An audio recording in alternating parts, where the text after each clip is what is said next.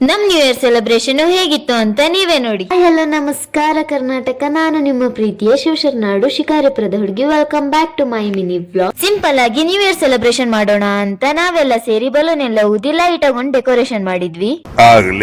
ನಾವೆಲ್ಲ ಸೇರಿ ಕರೆಕ್ಟ್ 12 ಗಂಟೆಗೆ ಕೇಕ್ ಕಟ್ ಮಾಡಿದ್ವಿ. ಹಾಗೆ ಇರೋ ಬರೋ ಕ್ರೀಮ್ನೆಲ್ಲ ಎಲ್ಲರ ಮುಖಕ್ಕೂ ಹಚ್ಚಿ ಎಂಜಾಯ್ ಮಾಡಿದೆ. ಮತ್ತೇನ್ ಮಾಡ್ತೀವಿ ನೀವೇ ಹೇಳಿ, ಸಾಂಗ್ ಹಾಕೊಂಡು ಫುಲ್ ಡ್ಯಾನ್ಸ್ ಮಾಡಿದಾಯ್ತು.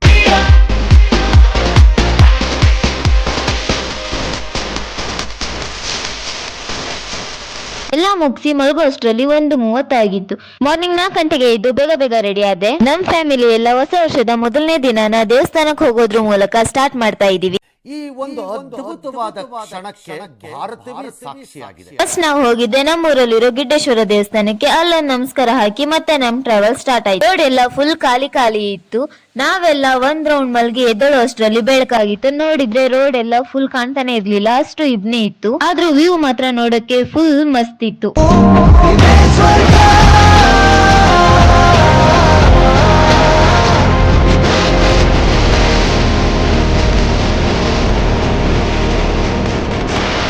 ನಾವು ಯಾವ ದೇವಸ್ಥಾನಕ್ಕೆಲ್ಲ ಹೋಗಿದ್ವಿ ಅಂತ ನಿಮಗೂ ಗೊತ್ತಾಗ್ಬೇಕಂತ ಇದ್ರೆ ನೆಕ್ಸ್ಟ್ ವಿಡಿಯೋಗೆ ವೇಟ್ ಮಾಡಿ. Thank you for watching.